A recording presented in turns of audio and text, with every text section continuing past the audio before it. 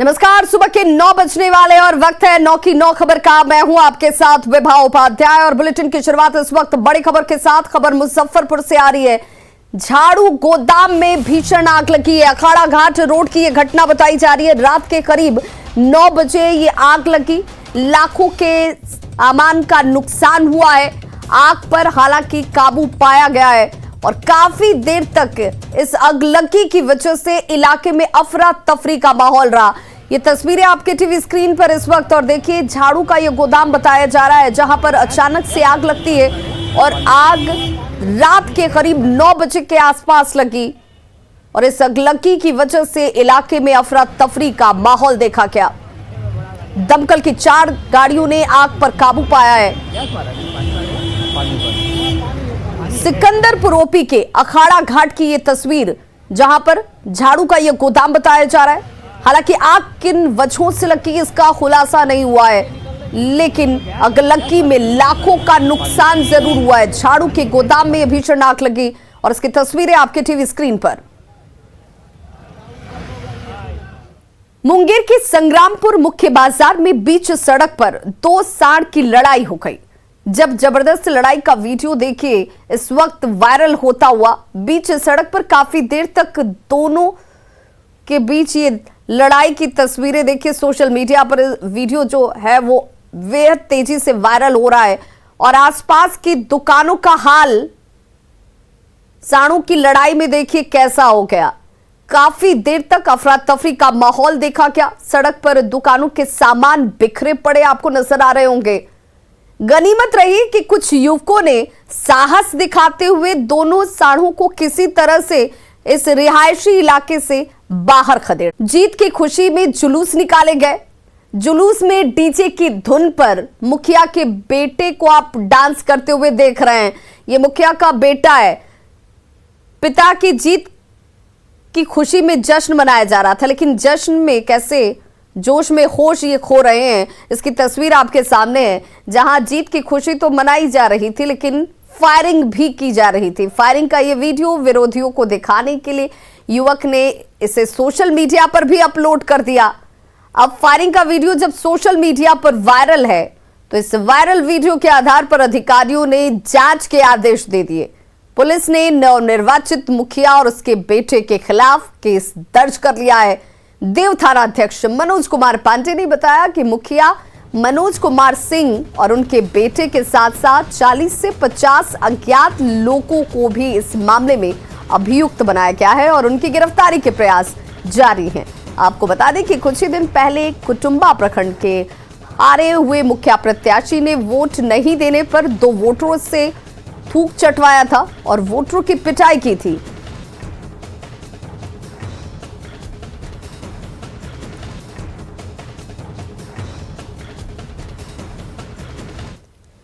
भागलपुर में चंपानगर के मखदूम शाह दरगाह घाट के पास बम विस्फोट के बाद 6 जिंदा टिफिन बम बरामद किए गए, जिसे बम निरोधक दस्ते ने डिफ्यूज कर दिया।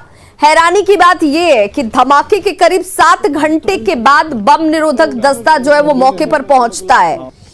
2 तस्वीरें आपके सामने है। पहली तस्वीर में आपको वो टिफिन नजर आ रहे होंगे जिसमें धमाके से एक बच्चे की जान चली जाती है। 6 जिंदा टिफिन बमों को बरामद किया गया। बाद में बम निरोधक दस्ता पहुंचता है जो इसे डिफ्यूज करता है, लेकिन उससे भी 6 घंटे लग गए इस बम को डिफ्यूज करने के लिए घटनास्थल पर पहुंचने में। नाथनगर इलाके में पिछले 5 दिनों की अगर हम बात करें तो 3 बार धमाके हो चुके हैं। लोग दहशत के साए में जी रहे हैं। सोमवार को हुए धमाके में एक बच्चे की मौत तक हो गई। पूरे इलाके में सर्च अभियान इस वक्त चलाया जा रहा है।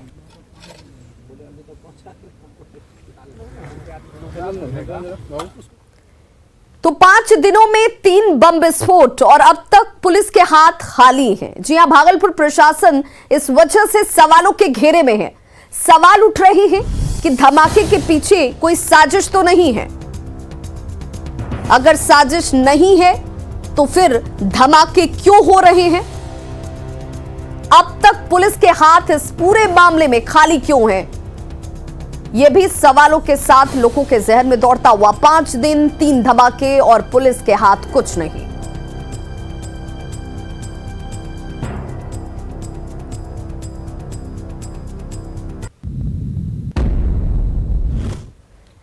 बिहार में आज आधी रात से थर्मोकोल के इस्तेमाल पर बैन लग चुकी है।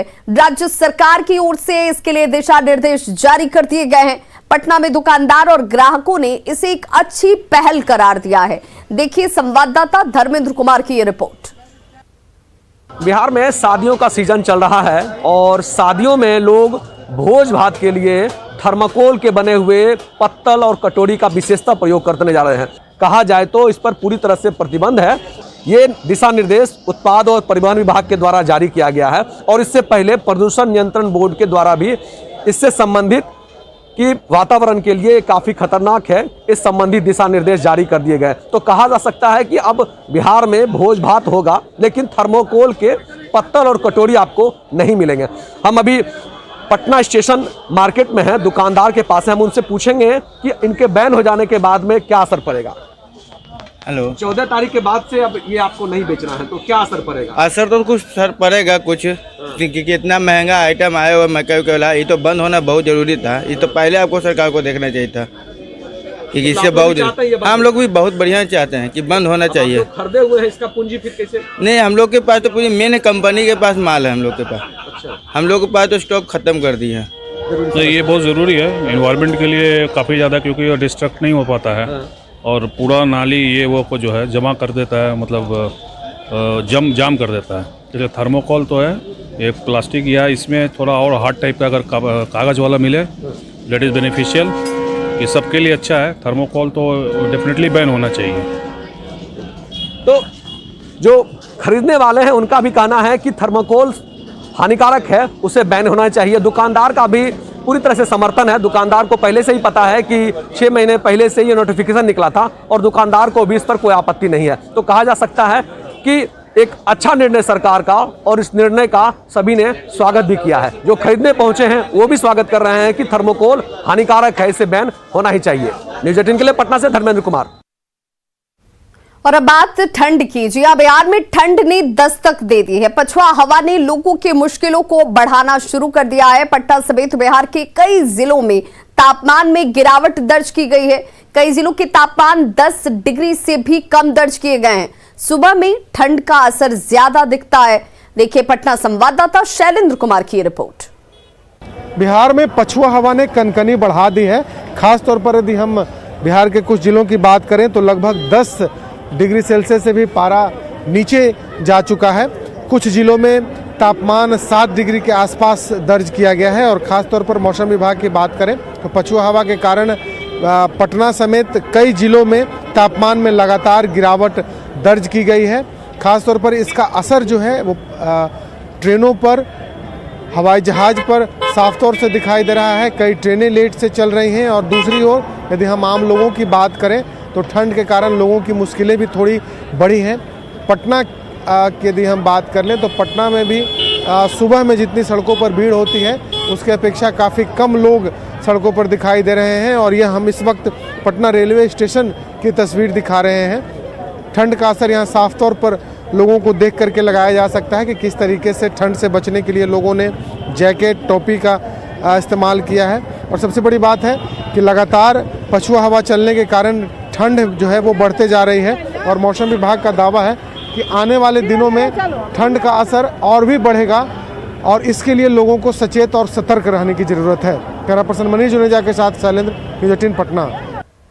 तो वहीं झारखंड में भी ठंड ने दस्तक दे दी है। पछुआ हवा ने लोगों की यहां पर भी मुश्किलें बढ़ा दी हैं। मौसम विभाग के अनुसार पारा के 3 डिग्री सेल्सियस और लुढ़कने के आसार हैं।